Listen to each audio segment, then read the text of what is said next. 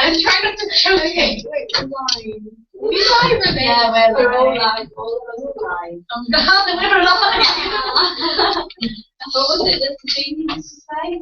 We are live on Channel 4, please do not swear. So you have to remind me about like every single day. I'm never going to be live. Let me just right. I'm just okay.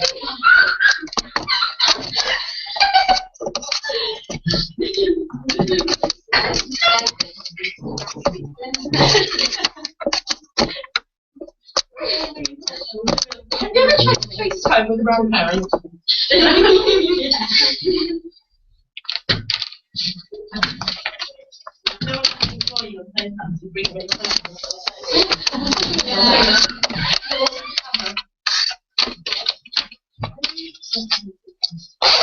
Oh, look at that. You think I'm crying, but I'm actually boring. I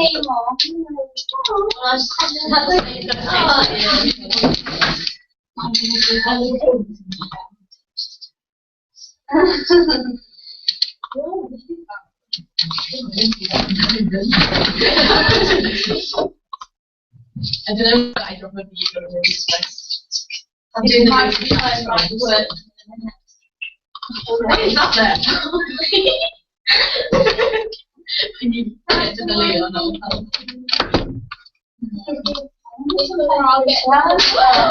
Thanks, you're so kind. Let's write a paper. I'm going to steal this maths paper from corner.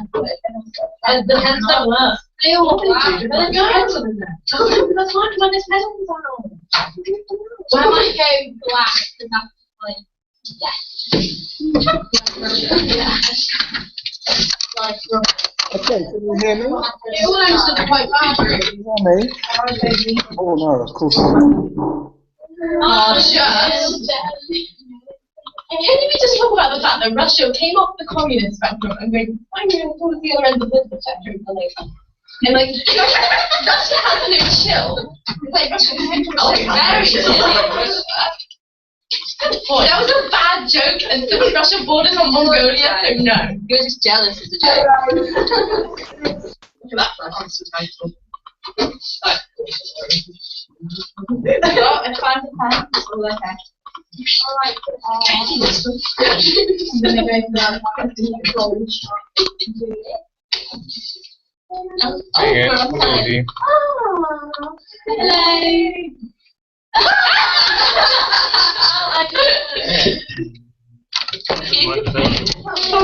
Like always got revolution.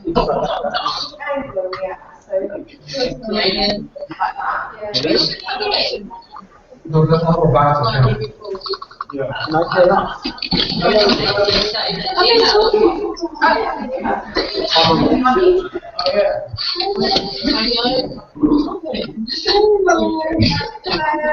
And we're going to Oh, we need to get back. Yeah. No, you're on music. I'm just going to ask the question from the.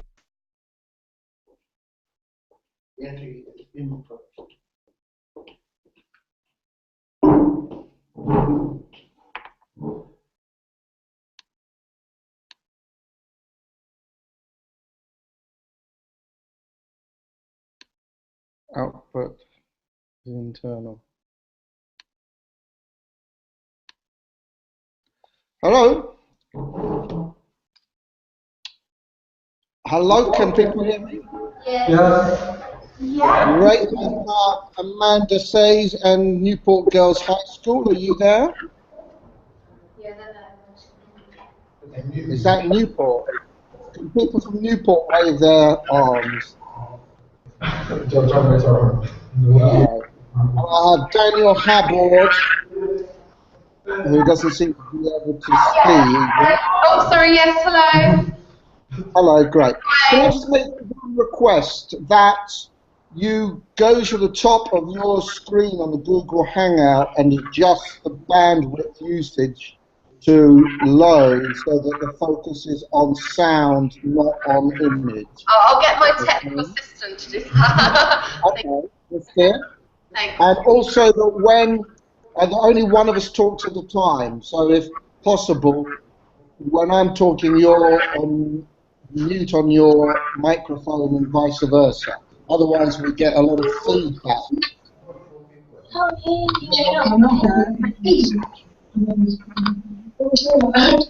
Isn't my mum doing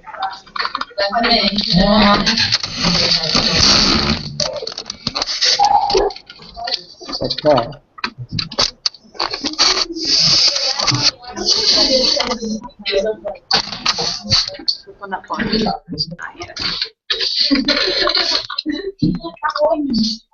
Can you hear me? I'm watching you. Can people hear me? Yes. Can I make one request, please? Because I think for the seminar to work, everybody has to be on. Everybody except me has to be on with their microphone on mute until they speak. Is that okay? Can people hear me? Can people? Yeah, you can. Good.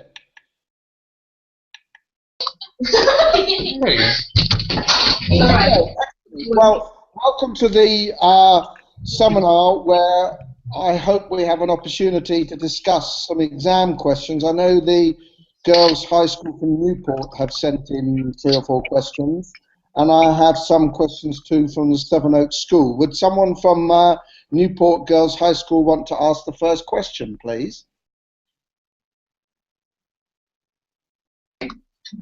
Hello. Hello. Hi.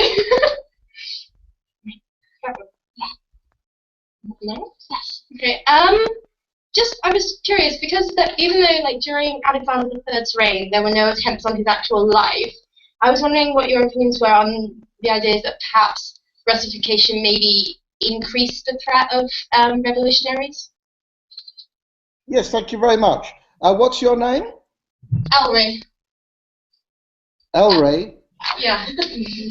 Okay, great. Thanks for the question. Yeah, I've got that from your teacher. How much did Russification accelerate revolutionary feeling in Russia? I think it's a very good question, given the sort of multinational element of the Russian Empire and the strength of nationalist feeling as it would surface both in 1905 to 6 and then, of course, later in 1917.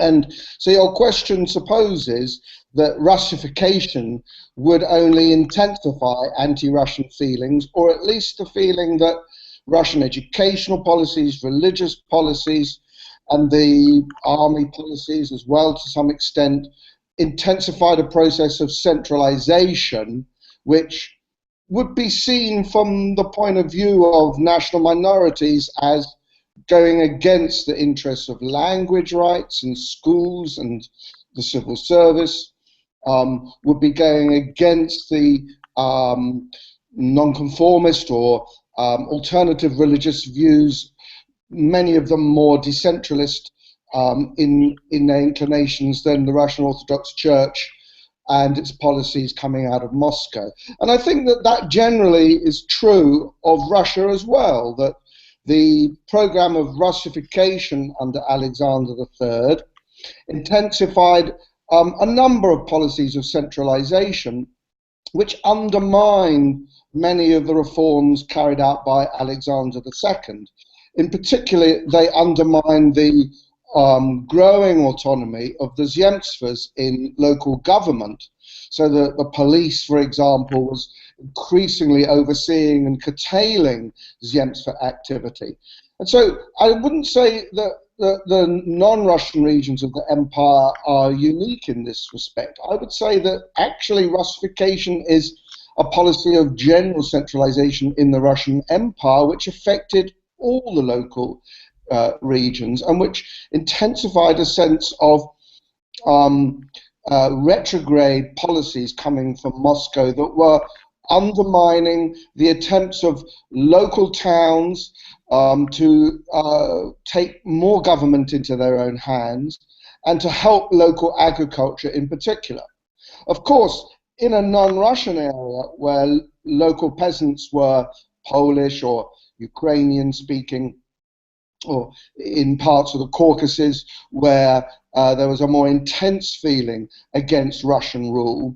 Those policies of Russification had a particular dimension that fed into the nationalities question to resurface in 1905 and 1917, as you well know.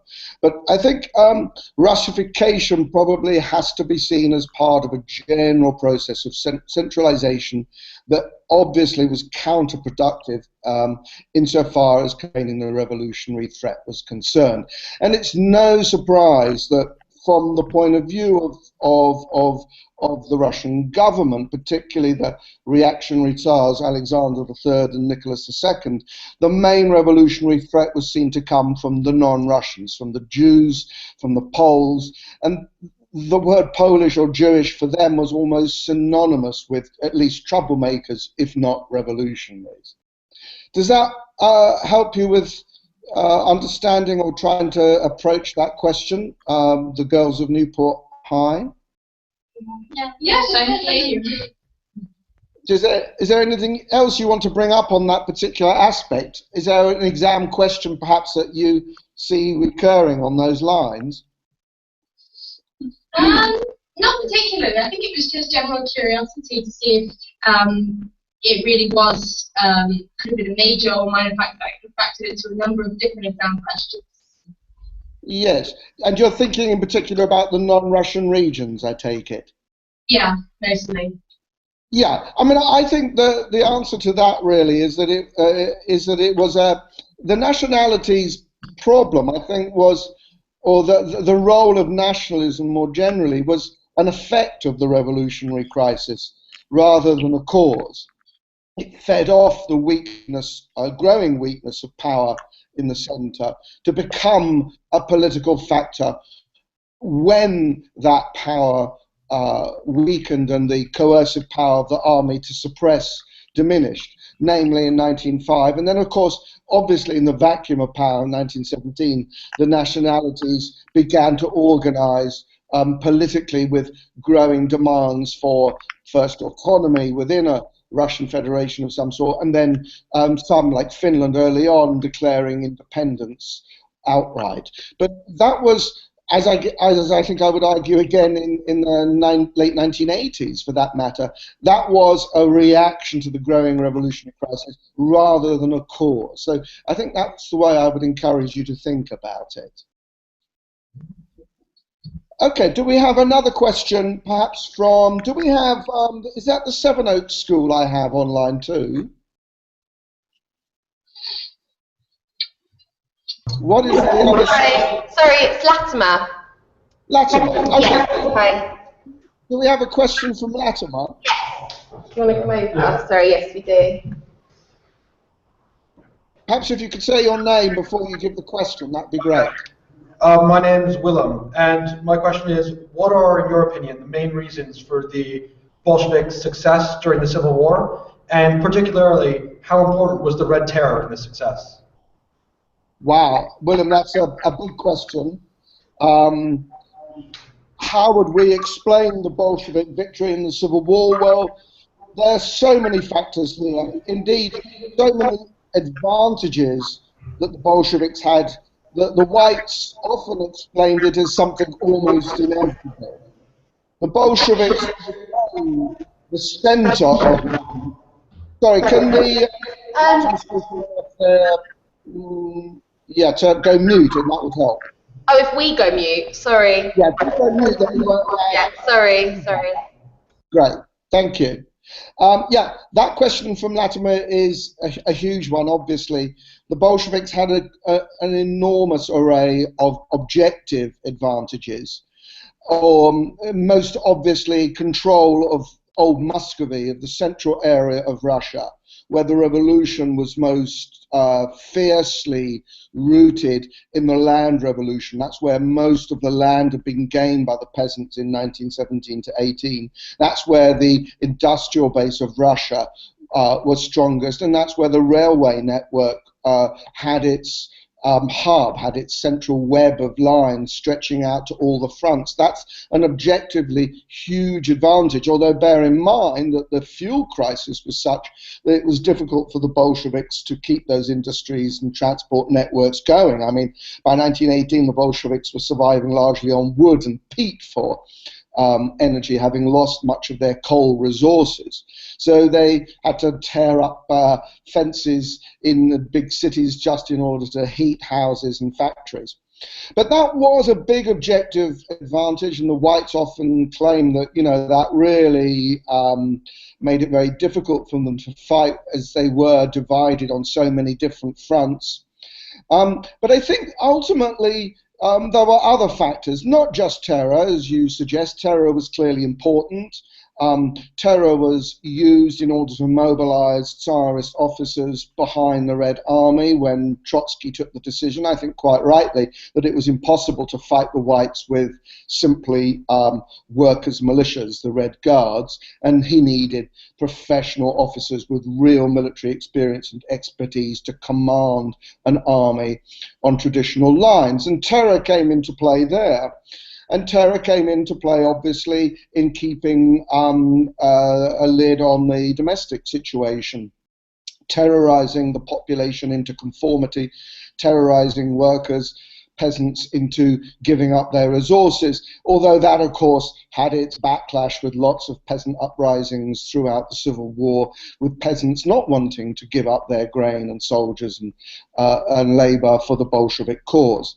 But ultimately, I think, more than terror, I think probably more important for the Bolsheviks was just the brilliance of their organization, with Trotsky at the head of the Revolutionary Military Council, with the sort of expertise that the Bolsheviks had built up, the rank and file Bolsheviks had built up in terms of their military experience in the First World War, which they applied so brilliantly as commissars in commandeering the economy, the whole of society, mobilizing troops and instilling discipline into the command structures, at least during the Civil War.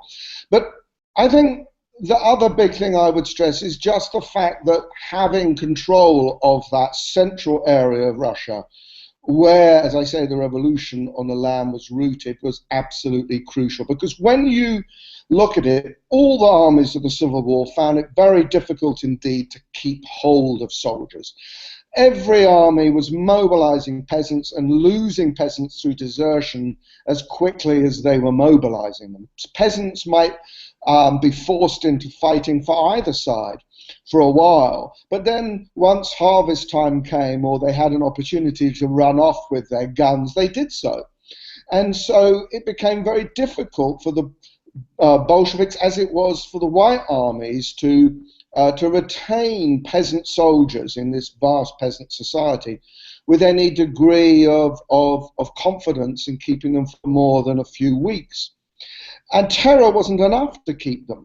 I think what was crucial in giving the Bolsheviks victory was the fact that they could, well, as it turned out, they were able to rely on peasants fighting for the Reds against the Whites in the crucial stage of the Civil War, when Denikin and the White armies push up from the south on the Moscow Directive in the autumn of 1919. That was when the Whites came closest to taking Moscow. And they were marching through territories of the black soil area of central Russia, where the peasants had gained huge amounts of land in the revolution of 1917 to 18. Now, if there was one thing the peasants didn't want, what they feared most was the return of the landowners. And they, whether they had received this from Bolshevik propaganda or just believed it instinctively, had an absolute conviction that if the whites were back in power, they would lose the land they had taken in 1917. So despite all that desertion of peasant soldiers from the Red Army in 1918 to 19, what we see happening as Denikin and the whites push towards Moscow through southern Russia is hundreds of thousands of peasants voluntarily joining Red forces to repel the whites. I don't think that means that the Bolsheviks want. I don't think that means that the peasants wanted the Bolsheviks in power. And indeed, once the whites were defeated, most of the peasantry of that area would be up in arms fighting against the Bolsheviks. But I think that it does mean that they preferred a Bolshevik victory to a white victory, that the biggest priority for the peasants was to defeat the whites in order to defend their own conception of the revolution, their own land gains that they had made in 1917 to 18. And the figures show that. The figures show a very large number of peasants returning voluntarily to the Red Army, many of them having previously deserted in the autumn of 1919. And for me, that's the most telling fact of all, because it suggests the strength of revolutionary commitment among the peasants, if only for their own conception of the revolution on the land, which I think meant that they would rally to the red flag. They would rally to the party, however much they hated the Bolsheviks, that held on to their own revolutionary ideas. Does that help you at Latimer, Willem? Do you have any other ideas you think terror is more important, perhaps? Hi there, thank you so much. Willem, it's a coursework question that he's working on. I think that, yes, while the peasants were important, and you say that to defend their own sense of the revolution, surely if they had not had that central area, if Trotsky hadn't been able to go around and motivate the troops via train, and if they had not had those supply lines and the ability to replace the weapons and the uniforms that they lost when the peasants left, surely they would not have been able to sustain the revolution to such a great extent. Yes, I think that's absolutely right. Thank you. Yeah, I think that's absolutely right, Willem. And I think that, when you think about civil war situations, it's quite feasible that had the Bolsheviks not retained control of that central Russian heartland, had they lost Moscow and been forced to retreat to other centers, it's quite possible that Russia could have broken up on much more complicated lines. I mean, look at the Syrian civil war now.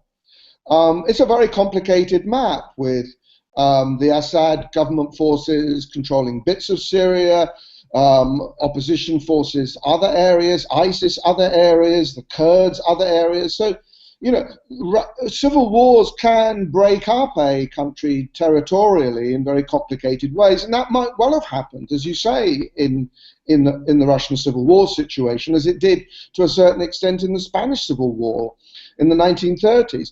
If the Bolsheviks had ceased to control that central network of railways, the crucial cities of Moscow, to a lesser extent, I suppose, Petrograd, but also the other industrial heartlands. I think that it's by no means a full conclusion that Russia would have done so. And, there were moments, the spring of 1919, when you had Kolchak's army breaking through at the Volga, threatening Moscow from the east, and the Denikin forces, not such a threat at that point, but becoming a threat later. Well, I mean, if those two forces alone had managed to combine their attacks, to synchronize their attacks, they may well have cut through Soviet territory in a way that would have parcellated Russia and led to a much more complicated civil war, which, because of that parcellation, would have gone on for much longer than it did. So I think your question's a very important one in the sense that there's no inevitability that the Bolsheviks would have held on to that central territory, and it's probably their own organizational skill as much as the sort of objective geopolitical factors at work that enabled them to do so. Do we have a question maybe now from Newport Girls High School?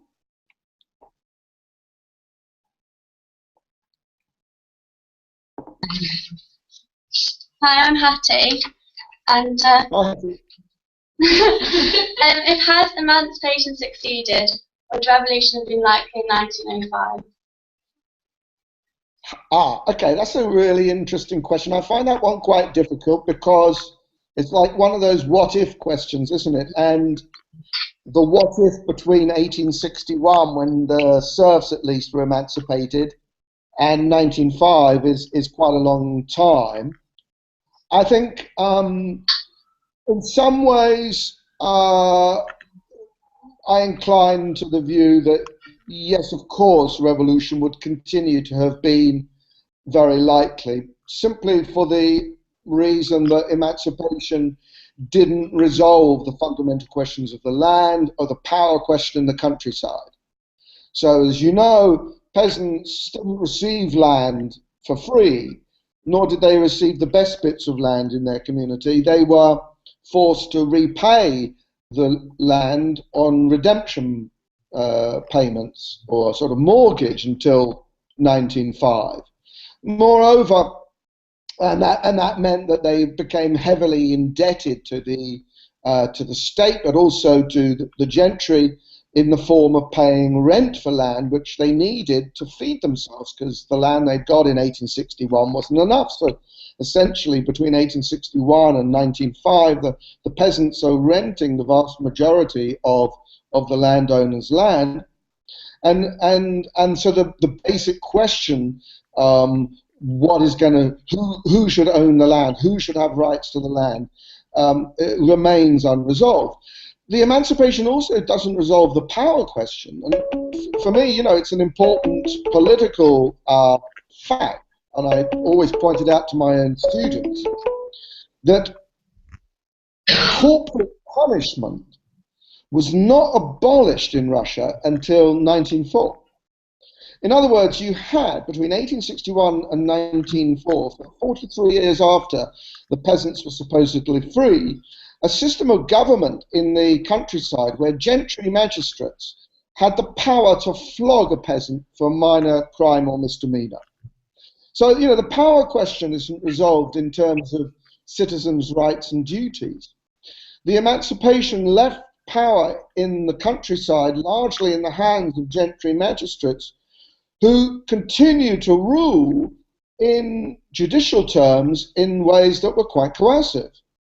So, in that sense, I think the emancipation doesn't resolve the fundamental questions of the countryside and leaves the issue of revolution always more likely than not. But I think you could look at this question from the other point of view and say, well, if the emancipation had been more successful, if there had been more attempts to decentralize power, to bring in the peasants into the zemstvos on a wider property franchise, which is what Stolypin tried to do after 1905, if these zemstvos are being given more opportunity to develop the rural infrastructure, then perhaps all those questions about power and the land issue might have been, if not solved, then at least softened to the point where you could have seen a different sort of peasantry emerge, and you could have seen, for example, more peasants living the land if legislation about the duties of the commune had been relaxed at the same time, so that the excess population, instead of renting gentry land and then in 1905 seizing gentry land, the excess population of the countryside would have just been free to go and work in cities and return their money to the countryside on a more permissive basis. If that had happened, then I think the revolutionary situation would still have been likely. There still would have been a problem of workers being exploited and feeling grievances in the cities. And there would have been more workers in the cities as a result of the release of peasant indenture to the land. But it would have been a revolution more focused in the cities, perhaps. You might have had a divide in which you had a more conservative, or at least less revolutionary countryside, and a more turbulent urban industrial working class. And undoubtedly, you would have had an intelligentsia emerging in the universities, in the professions, who wanted political reform. So again, you know, I don't think you would have had a situation free of revolutionary tensions given the nature of autocracy had emancipation been more successful. But you might well have found yourself by 1905 in a situation where the revolutionary threat was more contained within the cities and the intelligentsia. Does that help you with your question? Yeah, let me. Do you have any other points on that you'd like to bring up? Okay, that's great. Thank you. Should we go across to Newport High? Is it? Or sorry, no, Latimer. Sorry. Hi, Latimer. Luke, did you want to come ask a question? Am I going to say? All right. Hi, I'm Luke. What do you believe is the main reason Stalin beat his opponents in becoming Bolshevik leader? Wow. Okay. Thanks, Luke.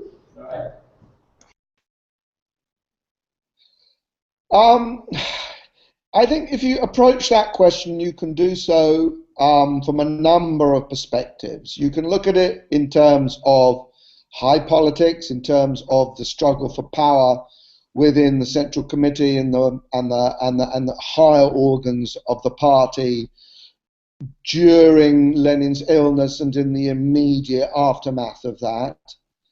But I think if you do so, you need also to look at the sort of base of support for Stalin's wing of the party more generally. And that means taking in a broader, almost cultural sweep of history to understand that what Stalin appealed to, even at the level of the party congresses, say the Party Congress of 1925, was a rank and file of the party that didn't necessarily understand all the sort of ideological points, the finer issues of Bukharin's argument, of Trotsky's argument, but understood the simple language used by Stalin and understood the revolution in simple terms, if you like, partly of their own progress, so that their positions were to a large extent dependent on the patronage of a party infrastructure controlled largely by Stalin by, say, 1925, but who also understood the revolution in much simpler terms that Stalin was able to explain when it came to the great crisis of 1927 to 29. Namely, that NEP was a retrograde step. It was to be understood, as Lenin had portrayed it, as a temporary expedient, an economic retreat to satisfy the worker-peasant alliance, keep the peasants on board, but not necessarily a permanent path towards socialism, which Stalin couched in much simpler terms than Bukharin in 1927 to 8. He couched it in terms of a civil war, in terms of a country threatened by external enemies with the war threat of 1927 and therefore needing to arm itself by taking a more radical route towards industrialization, and threatened internally by, the Kulak grain strike. So this was a sort of language, a rhetoric of civil war, a rhetoric of fortress Soviet Union, threatened by external enemies and internal enemies, that as revolutionaries, as many of them were veterans of the Civil War and all of that campaign of terror, counter-revolution, and the propaganda of enemies, understood and could relate to in a way that they could not relate to the more nuanced ideas of the new economic policy, that the market, taxation, fiscal measures more generally, the use of state and cooperative stimuli and investment to encourage socialized agriculture, to market more peasant grain, could become a way of capital accumulation to finance Soviet industrialization. And of course, as I just said it, I mean, that's quite a complicated idea to take on.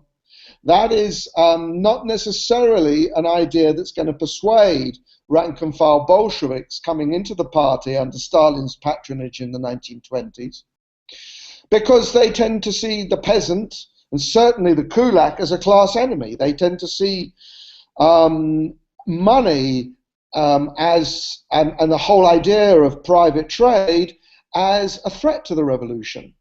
They have been schooled in the revolution, in the ideology of the Bolsheviks in the Civil War, when the quickest, the most revolutionary way to accumulate capital was by using the gun, was by going into villages and taking grain by force. And that's how they perceived revolutionary progress, through civil war and violence. And it was very difficult to sort of unlearn those lessons of the Civil War. And so in that sense, you know, to explain why did Stalin emerge victorious over Bukharin or over Trotsky, yes, you have to look at the political infighting. Yes, you have to look at Stalin's control of the General Secretariat, of the Politburo, his influence through the Orgbureau, his ability to suppress Lenin's testament. Yes, you have to look at his ability to win party supporters against Trotsky, whom he could effectively accuse of Bonapartism, and so on and so on. But none of that really, for me at least, becomes persuasive until you base these political arguments on a broader social or cultural explanation of the ways in which the Bolsheviks, the rank-and-file Bolsheviks, saw their revolution by the time Stalin makes those arguments in the 1920s. And there, the Civil War, for me at least, is the really formative experience. How does that help you? Do you have any other ideas or things you would add to that, or points you would challenge me on? Yes, over to you. No, thank you. That's good. Cheers. Good. Okay. Yeah. All right. Cheers. Okay, let's go back to Newport Girls High School. Do you have another question? Anything about the sort of exam questions you get asked? I'm Lauren. How far do you agree that Russian agriculture changed little in the years 1894 to 1914? Okay, that's a question, I suppose, that hinges mostly on the Stolypin era, between 1906 and 1911, when the Prime Minister tried to respond to the revolutionary threat of the peasants on the land, as manifested in 1905 and organized through the peasant commune, by breaking up the commune, by breaking up this system of communal tenure with plots of land being distributed and redistributed periodically in the commune according to the number of eaters or workers in each household. For Stolypin, that was bound to lead to revolutionary tensions, because he thought that peasants basically would have no incentive to work harder, but they would have a lot of incentive to have babies, because the bigger your family is, the more land you will get. And his response to that was obviously influenced by European models of farming. He'd been governor in the western provinces of the Russian Empire, where the commune didn't exist in that form, and property, land could be inherited and passed down through generations.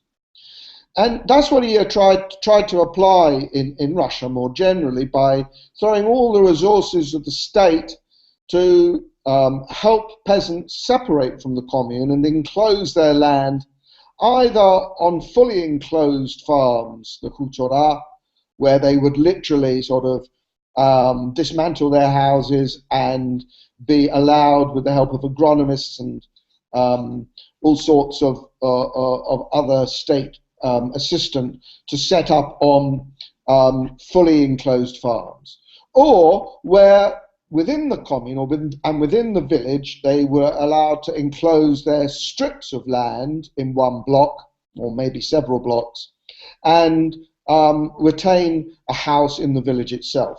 Both of those had some impact on agriculture, but not as much as Stolypin hoped, and certainly not enough to resolve the basic land question. And I think the main reason why the Stolypin land reforms had such little effect is because the peasant communes themselves, most of the peasants in those communes, were very mistrustful about the reforms. And they didn't even, for example, have the most simple ideas about how to measure the plots of land. I mean, traditionally, the commune had distributed its land between the households by simply sort of people pacing out the strips and the lengths of the strips, and sort of saying, well, that bit of land is richer, gives a better yield than the other bit of land, so we'll make it a bit smaller, and that's fair. And they would argue over this in the village, and that's how the land was carved up into strips within the commune.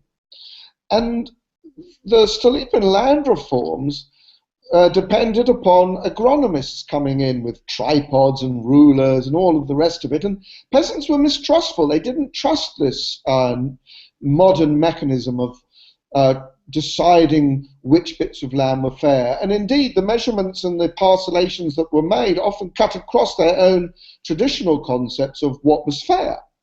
And so the peasants dug in their heels and resisted the reforms and began to just obstruct the separations, and increasingly got themselves into almost into a sort of war situation with many of the local zemstvos or agronomists or other organizations trying to help the peasant enclosures, so that they would, for example, the elders within the commune might intimidate peasants wanting to separate, or just make it very difficult for them to do so.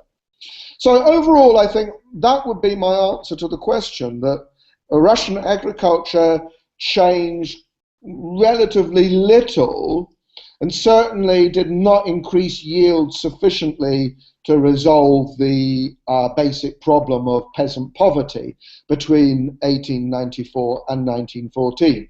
Though obviously, you know, you could bring in a number of other things in a question like that. I mean, this is a period of great industrialization, so there are a lot of peasants leaving the land, and that's particularly after the 1891 famine crisis and the rapid spurt of industrialization encouraged by Witte in particular in the 1890s and the 1900s. So many peasants leave the land to go off and work on building railways and work in mines and go into factories and so on. That's a major change to Russian agriculture. You could also say that there's a major change to Russian agriculture in the sense that the beginnings of mechanization were being felt in the countryside, and that had on the whole a very adverse impact on the peasants, because it encouraged many gentry farmers, many of the landowners, to take up farming again.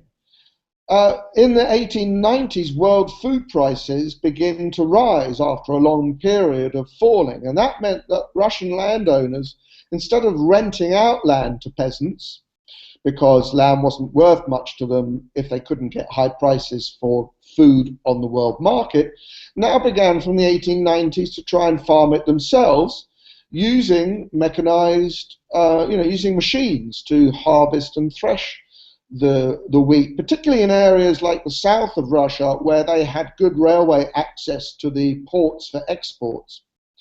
And that meant that peasants were now losing land that they had depended on to farm, to feed their families, and so that had a very important impact, and I think is a major explanation for the peasant revolution of 1905. And the agrarian disturbances do take place first in those areas of South Russia like Poltava, where there are disturbances in 1902.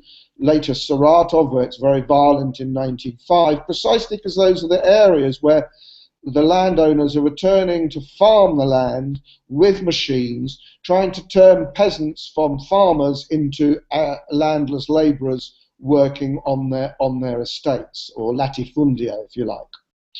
And finally, I think the other thing that you could point to in saying that this is a period of major change in agriculture is that the money economy is becoming important too.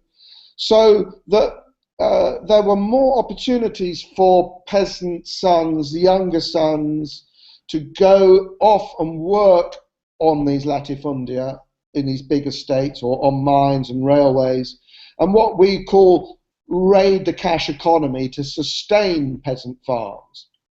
So they knew they couldn't sustain a peasant household simply by working the land in, say, central Russia. So a peasant family might send off one or two of its sons to work in factories, earn cash, and bring it back into the countryside. That was a major change, not just economically, but it was a big change too in the way that younger peasant sons saw their life chances, I suppose.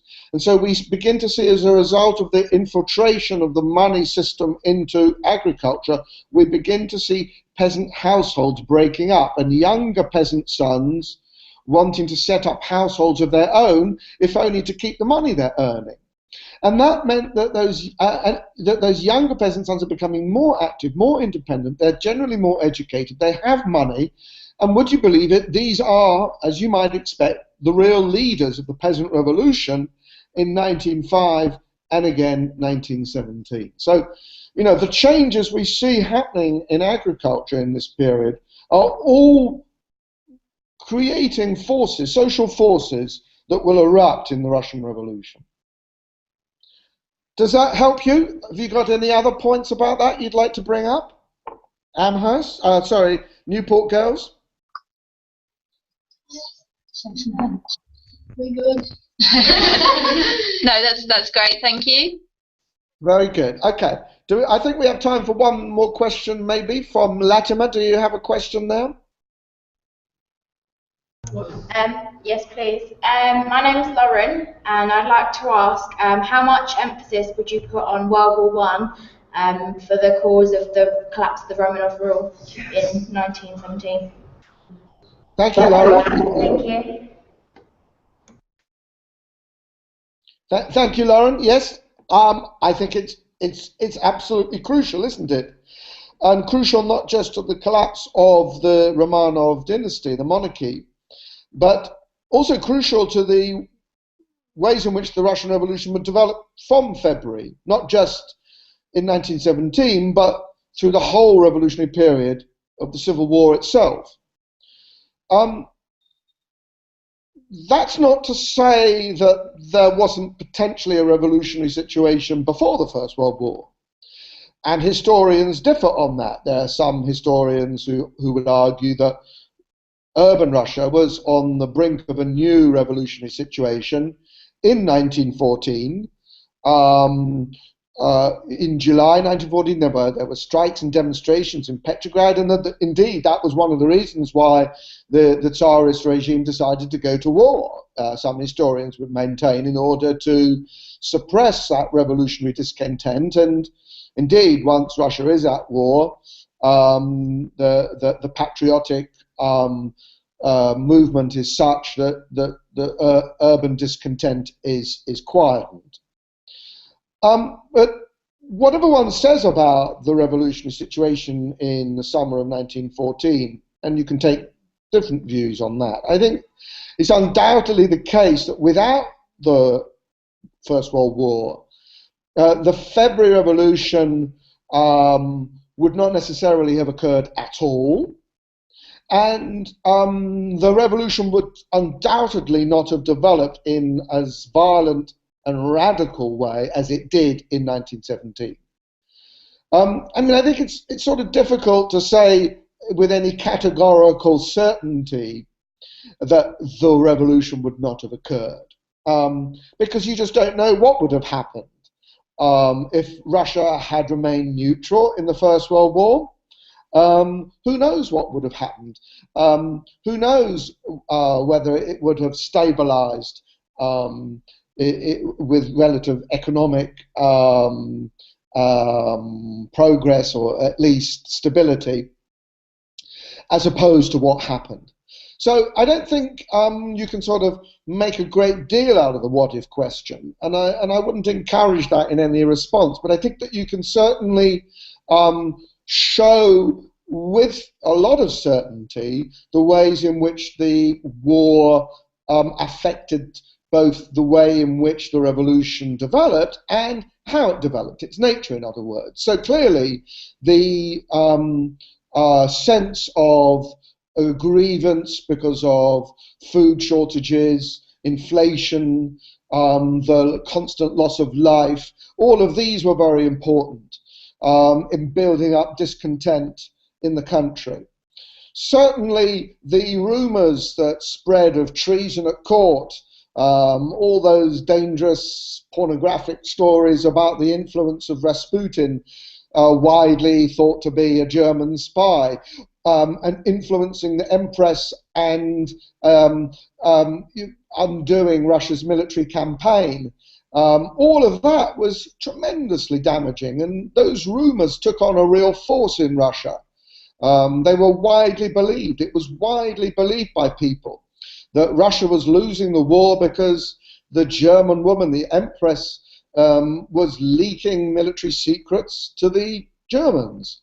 And that was believed indeed by many people. It was believed indeed by the British ambassador in Petrograd in 1916. The French ambassador too reported on those lines to his government. So those rumours were tremendously damaging in undermining the authority of the monarchy, and they gave to the idea of revolution a patriotic twist, so that it became seen as patriotic to remove the monarchy, if only to fight the war on a more efficient basis. And then, of course, I think you can say immediately that the February Revolution happened because by the time there were these demonstrations on Nevsky Prospect against food shortages and for political rights for women and an end to autocracy, because so many soldiers had been lost in the war, who is it on the Nevsky Prospect trying to retain order? It is a group of cadets, a group of young soldiers who are frightened, and they panic and they shoot at the crowd, and that is what causes the mutiny in the Petrograd garrison, which turns those demonstrations into revolution. I mean, until that point, it might have just gone on as just demonstrations. Shliapnikov, the senior Bolshevik in the capital, doesn't believe on the 26th of February that this is a revolution. Give the workers a pound of bread, he reports to Lenin, and they will go home. So it's the mutiny that turns this into a revolution, and the mutiny wouldn't have happened without the long-term depletion of the Petrograd garrison by the losses at the front. And then, of course, I think, in any question that you answered on this, you could, I think, throw it forward a little bit by saying, well, the war not only is crucial in explaining the February Revolution, but it's crucial in explaining the radicalization of the revolution in 1917 itself. So the demand for an end to the war, the influence of soldiers returning from the war, particularly to the countryside, in radicalizing the peasant revolution in the autumn of 1917. And it's also the war, I think, incredibly important in terms of its impact on the Bolshevik Party, those who joined the Soviets and who were to fight for the revolution in the Civil War. Because if you think about it, what the war did was to turn millions of peasant lads, essentially, into soldiers, give them technical expertise, mastery of guns, knowledge of ideologies that they might have learnt, socialist ideologies from the cities, and an awareness of the power of social organization. And then with the collapse of the army in 1917, we see those very peasant lads in uniform with guns returning to Russia's towns and countryside to organize the revolution. And their military conception of power, their sense of power as soldiers, is the driving force of the revolution. And I think you could make a very good case that it's the influence of these soldiers returning from the war who militarize and radicalize the revolution on the lines that the Bolsheviks wanted. Does that help you answer that question? How do you feel about that? Sorry, I've forgotten the name who asked the question there. Would you like to come back on that? And yeah, that's very helpful, thank you. Do you think that it could have been saved if maybe Nicholas was more sort of present within like sort of war at home? Yeah, thank you.